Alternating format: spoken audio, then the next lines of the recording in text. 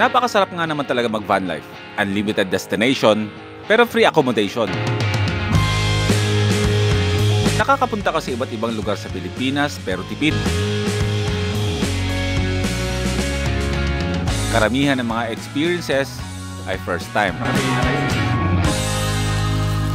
E paano naman kaya yung experience na pagising mo sa umaga? E nandun ka pala sa pinakailalim na dulo ng Pilipinas.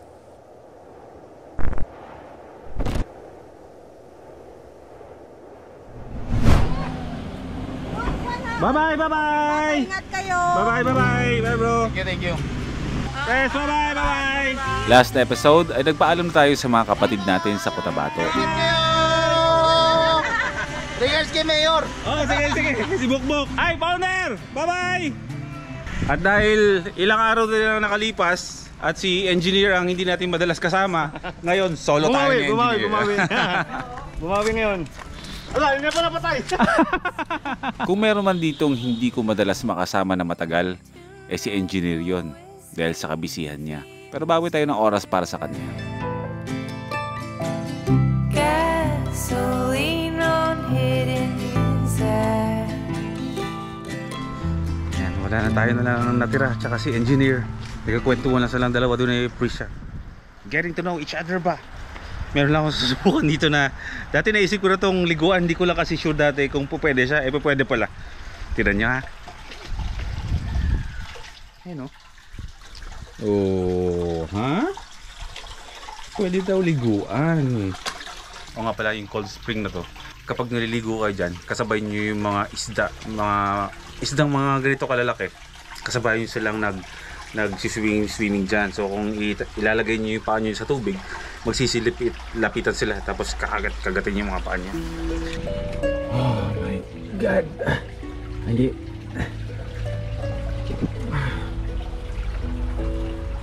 Oh. Oh.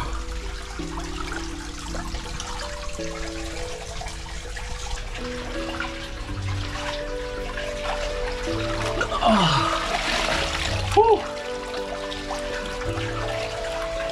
Hop. Sarap. May mga isda rin dito. Okay, let's go na.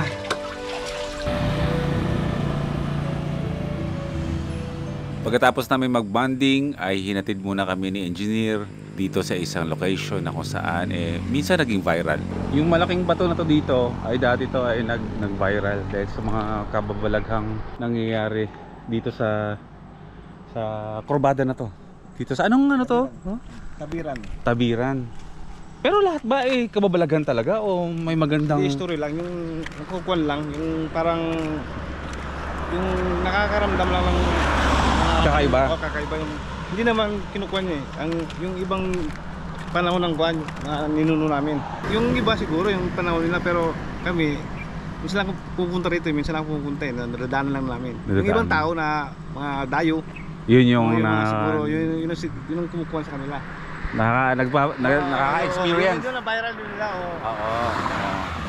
Nasa sa kanila naman yun kung anong kuwan. Kung anong klaseng experience ang anong kanila, bagay. Paano Engineer, tutuloy ka na at mananalangin pa, no? Oo. Ganun ulit, maraming salamat ha. Friday ngayon. Magkita tayo sa September. Magkita. Anniversary ng Hot. Yeah, okay. At bago tayo lumabas ng Maguindanao ay kinita muna natin ang ating kapatid sa Hampas Loopers na si MotoGP. Nakasalukuyang ginagawa ang solo Philippine loop niya. Massage tayo. Andito tayo ngayon sa Swedish Massage Spa. Tayo ay na-invite dito ni Everything Cotabato na nakasama natin kagabi sa tapat ng City Hall na nagpo-food trip doon. In-invite niya tayo dito para mag-relax daw dahil syempre galing tayo biyahe. At dito sa Swedish Massage Spa ay magpapamassage tayo ng Swedish. Akala ko Swedish yung magmamassage. Maraming mga choices kung anong klaseng masahe ang gusto nyong i-avail. Pero syempre dun tayo sa nakasanayan ng ating katawan ba? Yung Swedish, yung parang basic lang. Yung braso mo, Tanggal lamig babalik tayo rin. As early as 9 to 10 a.m. ay mura lang, 150 pesos. 10 to 2 is 200. 2 p.m. to 9 p.m. is 299. So lahat-lahat kayo, pumunta kayo dito ng 9 to 10. Mga 50 katao agad pa. Yung isa kami nandito, isa kami nandito. Dalawang client na. Dalawang kain. At pagkatapos ng isang oras na masahe, So, mahal, anong pakiramdam mo ngayon? Na-relax ako, my nerves are happy right now. Wow! Nag-English siya! After a long trip, driving the minivan all over the Philippines. Hindi, masarap. Kasi nga, dali yung mga lamig ko, yung mga masasakit sa part ng katawan ko. Yung isipan ko ba parang na-relax ba? Relax. Parang nag-reset. Ano pangalan mo? Malapit na ako makatulog. Nadaanan talaga. So parang, ganun lagi yung initial reaction natin kapag na-massage tayo pagkatapos, di ba? Na satisfy ba tayo? Ako masasabi kong oo. Doon sa dati natin ako hindi. Saan yun? Name drop. Ayoko. So maraming salamat po kay Sir Sab ng Everything in Cotabato. Like, follow, and subscribe. Lahat ng mga updates, kung anong merong ganap dito sa Cotabato, everything na is like saan pwede pumunta, ano yung mga masarap kainan dito. Basta lahat na may kinalaman about Cotabato, Everything in Cotabato. Follow nyo sa Facebook. Hey, you couldn't see it coming. Cotabato City will always be my home. And Hot Cotabato will always be my family. Okay. Wow! I love Hot Cotabato. As always. World goes by, and by the time it does, you missed it. Dala na rin siguro ng pagod at sobrang haba ng biyahe ay sumama na ang pakiramdam ni Prisha. 'Cause time's not waiting for me or you. You will miss it. At kahit na masama ang pakiramdam, ay kailangan ko siyang isingin para masulyapan man lang ang pink moss na gustong-gusto niya makita sa personal. Mahal ko. Silipin mo lang. Ito na yung pink moss. Silipin mo lang saglit. Kaya mo? Kaya mo? Silipin mo lang saglit. Ayun o. Ay, yung pink moss na yan. Ganda, no? Regret is worse than failing. Keep the loved ones close, close enough in time. And welcome back to Jensan. Yes, welcome to Jensan, Malco! Yeah, first timers here. Ayan, first timer ka ngayon.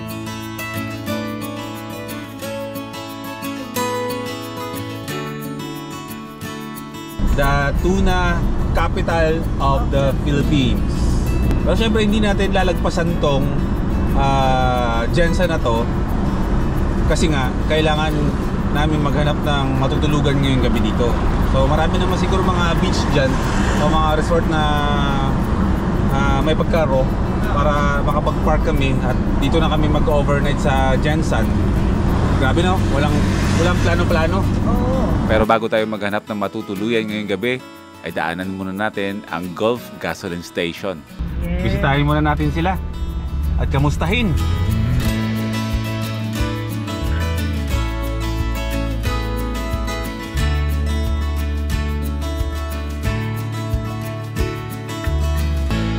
O yan, welcome tayo dito sa Gulf General Santos City. Ayan, bisitahin muna natin ang ating mga kaibigan. Kaibigan, no? Kaibigan, yung mga staff and crew ng Gulf Oil dito sa Jensan. Hinintuan lang natin dito kaso hindi natin naabutan yung mga boss kasi nga ng oras na. Yung mga bumabiyahe dyan, pagdating ng Jensan, pwede kayong mag-drop by at magpa-refill ng inyong mga gas. Kompleto tayo sa oils, motor, 4 wheels na maliliit, hanggang sa pang-tipong malalaking sasakyan, to barko, kung ano-ano man yan, kompleto ang Gulf Oil. Pero syempre, kahit sa ang sulok ng Pilipinas, merong Gulf gasoline station tulad ng ganito. Ang ganda, di ba? Pala sila. Oo. Ayun na sila, ayun na sila. This time, yung mga kaibigan naman natin taga Jensan ang kikitain natin. Magpapasama tayo para bumili ng tuna. Ba ng Jensen nga wala kang dala? Hindi yan pwede. Abot yan ang kahit ilang Ang linggo. pinakamatagal nito is 3 days. 72 hours. Meron po kasi kami dyang cooler na pag nilagyan namin ng yelo, Hindi, 2 days talagang yung yelo buo pa. Pwede to. Pwede Pwede frozen pa. Frozen pa. As in like super tigas parang Matigas bako. pa. So pwede namin siyang lagyan ng yelo. Oh. At teka lang, ba't kayo ang bumili? Eh, kami ang bibili. Ang plano na bibili sana tayo ay nakabili na sila. Pwede naman kayo bumili pero may dala din kayong gamit sa amin. Wala. Maraming salamat po sa regalong tuna. Pero bibili pa rin tayo dahil meron tayong task. Si Mayor TV kasi nagpapabili, no. Good luck na lang kung Ang tagal pa rin. Oo. Kailangan nating dali na ang ating cooler kasi dito na natin ilalagay ang ating mga tunang bibilhin. Good luck sa atin kung paano natin iuuwi ng Luzon ng ilang linggo pa tayo sa daan na fresh yan. Alagaan na lang natin sa yelo.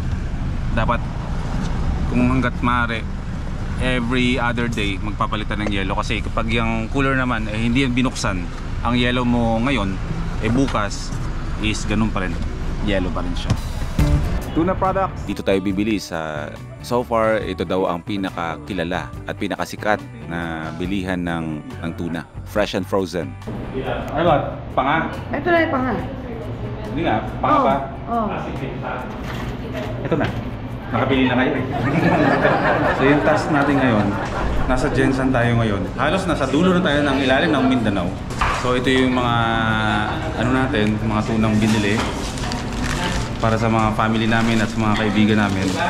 Ang task na nito ay kung paano natin may uwi ito ng Bulacan na hindi siya daing.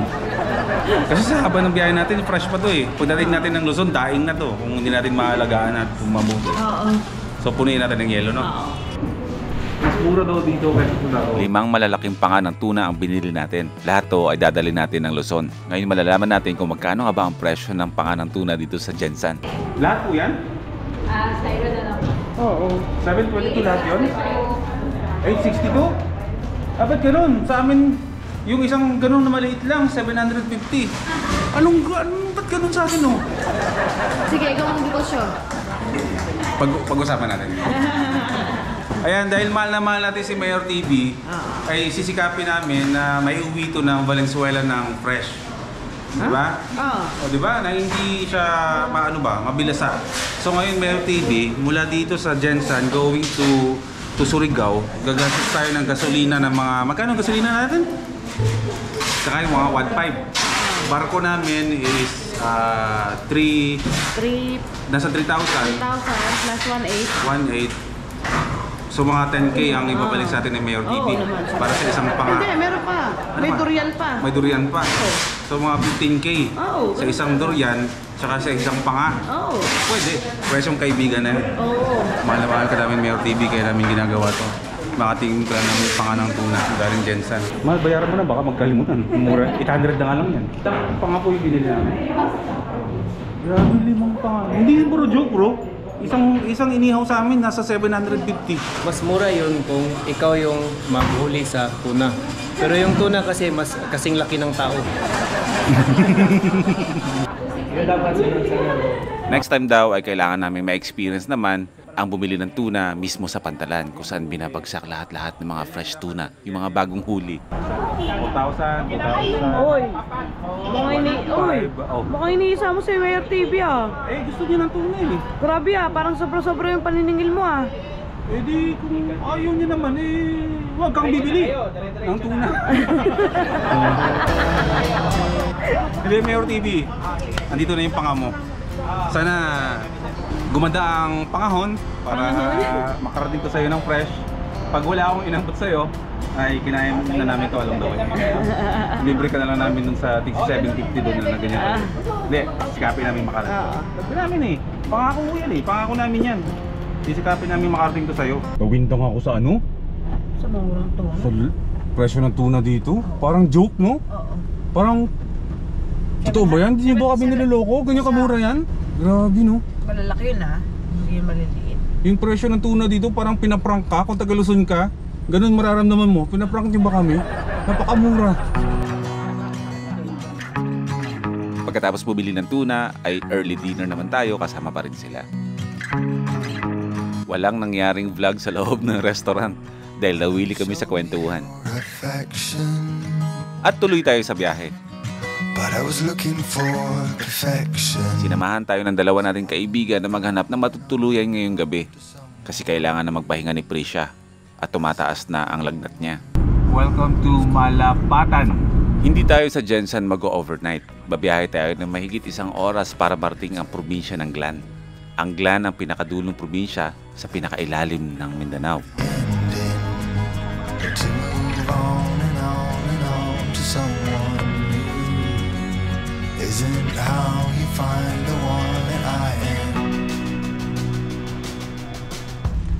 Pagkatapos ng mahigit 1 oras na biyahe, ay narating na natin ang Glan.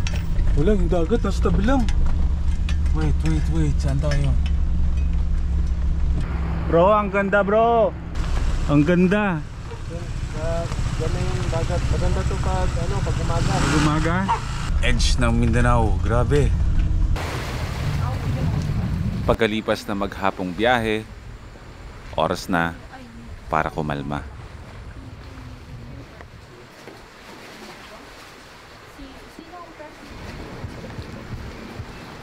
Alam mo, inaaway ko siya kasi nag-aalala ako. Naka-off yung Hindi location. dahil baka nang bababae, no. Oo. Mamaya may nangyari, oo. Yun ang ano ko. Nagkakapost lang 3 minutes ago, 2 minutes ago. Ay, di ka na mahal ka driver. Habang palalim ang gabi, ang usapan namin ay tungkol sa Philippine Loop. Dahil ang dalawa nating kaibigan ay mag-iikot ng Pilipinas sa susunod na buwan. Ang hapunan namin ay yung take-out na biryani na niluto sa atin ng ating mga kapatid na Muslim. Pagkatapos maghapunan, ay oras na para magpahinga. Magpahinga na magkahiwalay ang tutulugan. Mahal, okay ka lang dito? Ito ka na sabad matulog ka. Makamawa ka. Andun yung room. At dito yung van. Andun yung mga kasama natin doon. Magtatrabaho kasi sila yan magdamag. Ngayon lang kami matutulog sa buong biyahe na hindi magkasama sa van.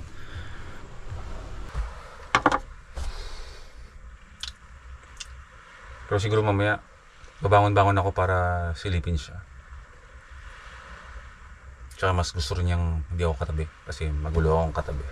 Ayan, bigyan natin yung pahinga na iniling niya.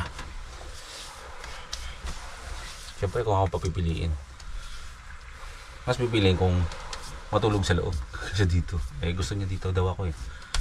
Baka pati ako malali. Dito tayo. Sumunod para walang gulo. So welcome dito sa pinaka baba or pinaka puwet kung tawagin ng Pilipinas. Ayan, ipa-flash ko ha kung nasaan tayo nakapwesto, as in nasa ilalim tayo ngayon. First time ko mapunta dito, special kasi matutulog tayo sa camper van sa pinakababa ng Pilipinas. Nakakalungkot na si Prisha may sakit doon, pero hoping na bukas okay na. Natulog naman siya. Bago matulog, pinainom ko ng gamot, pinainom ko ng vitamins. May mga inhalers naman siyang katabi. Kasi feeling ko talaga madadali ako eh. May nararamdaman akong something na pa. Unti-unting sumasakit yung mga kaso-kasuan ko. So kailangan kong pigilan. Kawawa kami sa daan pag pareho kaming tinamaan ng sakit na yan. Buong biyahe kanina, bumibiyahe kami. Open window kami. Kahit maganda na yung aircon namin, nakabukas kami ng bintana. Pero may nararamdaman pa rin ako. Bawi bukas. Dito tayo sa ating camper van. Ayan. Dito. Malamig ang panahon. Malamig ang panahon. Wala tayong dapat ipag-alala kasi yung kanan natin dito is may bahay, may mga gate yan, at hindi naman matao tong lugar na to. At sabi naman ng may-ari wala naman daw mga pangyayari na kung ano-ano ditong nakawan or wala naman daw, safe daw. So matutulog ako bukas ang ating side na pintuan at tanaw ang kapitbahay dyan. Mag-alarm ako ng mga bandang anong oras na ba? Yan, 11:45. Mag-alarm ako ng alas 3. Hindi, ito pala 2 kasi alas 10 ako minum ng gamot. 2 AM tapos another 4 hours. Sakto yung umaga na yan. Sisilipin ko siya mamaya. Mag-alarm ako. So paano? Pareho naman tayo. Pareho na naman tayong walang ideya sa itsura ng ating kinakalagyan ngayon. Pero alam ko maganda tong napwestuhan natin ngayon dahil nasa tapat tayo ng mismong beach. Hindi man tapat na tapat kasi nga merong sa harapan nitong camper van natin, si Watod, merong trapal. Hindi ko maisagad pero nasa tapat tayo ng dagat. Excited na ako. Matutulog na ako at makita tayo bukas ng umaga. Sasalubungin tayo ng napakagandang lugar.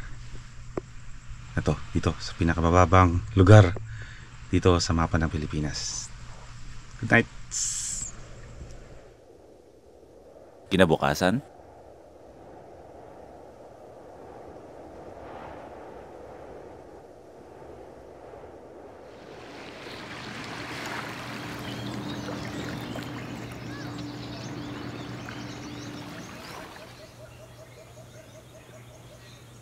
payapang tulog at maayos na pahinga.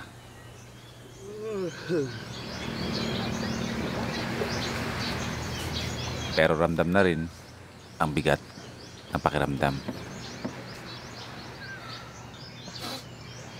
Kahit na naghiwalay na kami ng tulugan ni Prisha para hindi magkahawaan, ganun pa rin ang nangyari.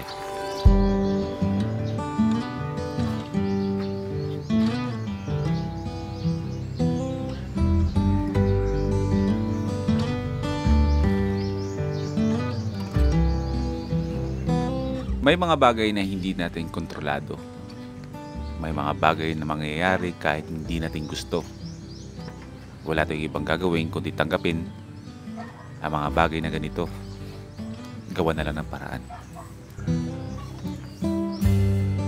Kahit na masama ang mga pakiramdam namin, ay malakas sa loob ko na kahit papano ay magiging maayos kami.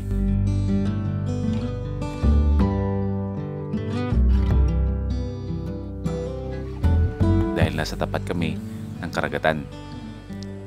Iba ang nagagawa ng hangin mula sa karagatan.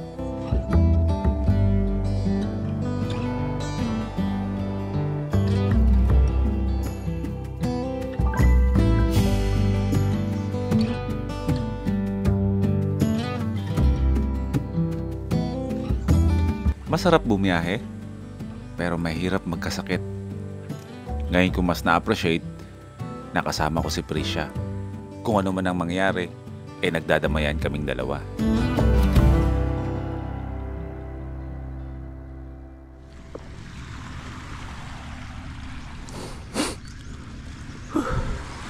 Ganda naman dito. Isipin mo yan. Nasa pinakababa tayo ng mapa ng Pilipinas. Bibihirang pagkakataon. Good morning. Good morning sa inyo lahat. Ganda ng lugar. Sobrang ganda. Kaso yung tulog ko paputol-putol kasi nga inaalala ko si Prisha. Sana mamaya okay na siya. Kasi ako, medyo sumasama na rin yung pakiramdam ko. Kailangan ko magbabad sa tubig mamaya na maalat dito.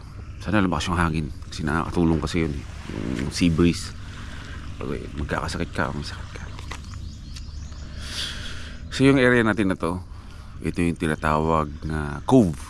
Pasok tayo sa isang cove na kung saan yan, nakikita nyo sa drone shot yung area nakapasok sa letter C. Protected yan sa mga bagyo, sa mga malalakas na mga waves. Yan ang benepisyo, yan ang kagandahan kapag ang beach o ang isang tinutuluyan o sabihin natin isang resort ay nakapasok sa isang cove. Hindi malakas ang alon, hindi rin masyadong malakas ang hangin kasi may mga nakaharang sa kanya. Harang. Yung mga kabundukan doon, isla yun. Isla. Antayin ko si Prisha magising. Ayoko munang gisingin. Pero magkape tayo para mabuhayan tayo ng diwa. Hindi gumaganda yung pakiramdam ko. Sumasama yung pakiramdam ko. Pero kailangan ko itong labanan. Kasi hindi po pwedeng pareho kami dalawang may sakit. Mahihirapan talaga kami sa biyahe. As in, walang mahirap yun magkasakit, dalawa kami. Oras na para magkape. Mind over matter tayo.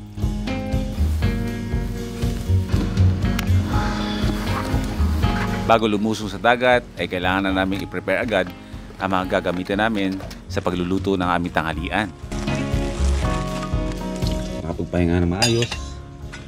Si Prisha kahit papano ay okay na ang pakiramdam. On the way na to Pagaling. At ako ay bigla na lang sumama yung pakiramdam. Pero feeling ko mawawala din. Ang pinakamabisang paraan sa mabilis na pagaling, ang maligo sa dagat.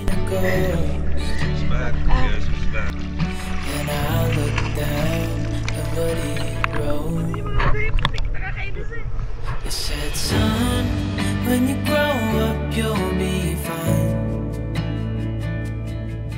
I know you've got questions on your mind. Life is gonna happen one way or the other, whether you like it or not. Stop looking for the answers, and you'll find what you've got. Sa wakas, gumanda-ganda na rin ang pakiramdam. At baka hindi umabot ng Hero TV. Order ka na ng ano? Ng yellow? Oo, kanina. Every 2 days ay kailangan namin palitan ng bagong yelo para mapanatiling fresh ang mga tuna. Oh, yellow! Matigas pa rin. Matigas pa rin. Sa Davao, lalagyan namin sa freezer. 2 days po kasi ang yelo. Tumatagal dito sa amin, ano. Matagal po yung buhay niya. Magluto tayo mo. Oo nga, magluluto ka prito. Prito natin. Ang dami yelo. Yung plano namin kanina na dapat along the way na lang kami kakain sa mga karinderya na bago. Kasi yun nga, yung tuna na binili kahapon, may binigay silang tuna sa atin na regalo, tapos may binili kami ng tuna na challenge nating dalhin sa Luzon. Ay yung tuna na naregalo nila, parang mas masarap kainin kasama sila. Yun yung tanghalian namin ngayon. Hinati namin sa dalawa, isang sashimi at prito ni Prisha. Sa problema namin, wala kaming wasabi, no? Saka tikuman. Pero buti na lang, dito sa Mindanao, merong isang lolits, sinamak, ang suka ng mga chismosa na paborito ng lahat. Pwedeng i-partner. Pwedeng i-partner kahit sa ang ulam, kahit anong ulam.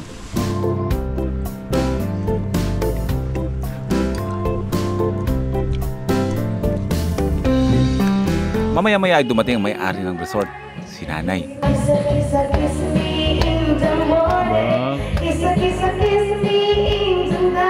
Na ang hilig ay ang mag-videoke. Antahan nyo matatanda yan, no? Antahan nyo matatanda.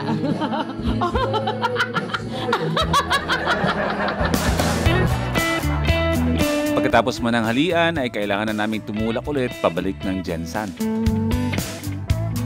Okay, tuloy tayo sa biyahe natin. Alas 2 ng 12:50 ng hapon. Katatapos lang namin magtanghalian.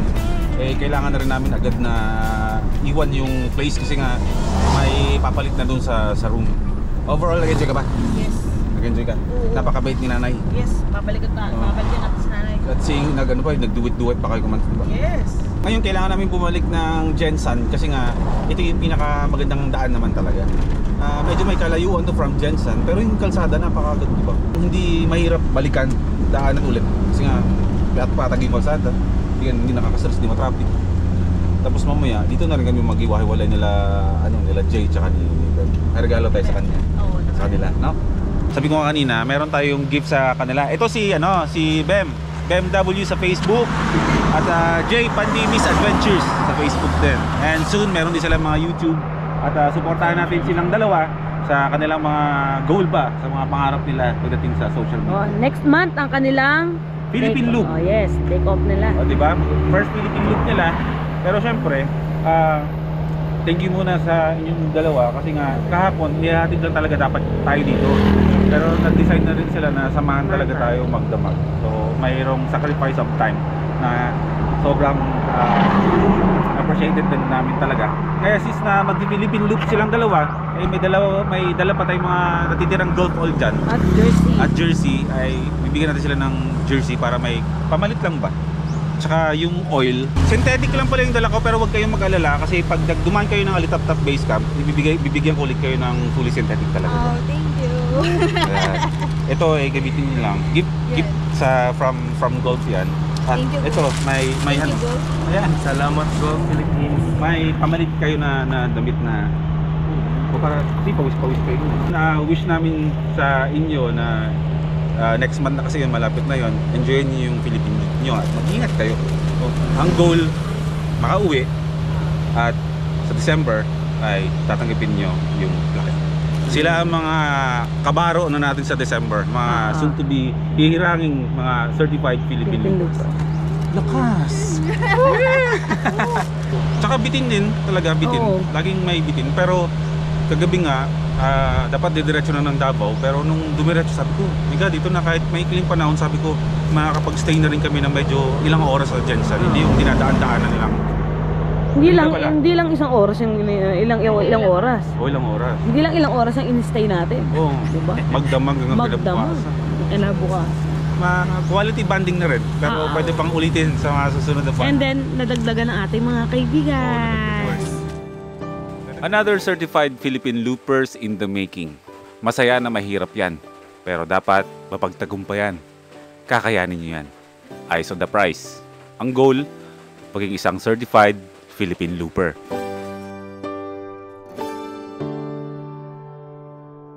Grabe yung pagdalo. Ang dapat nyo abangan sa next episode, Ay, ang tindi ng ahon. Watod. partagulan na ng minivans to.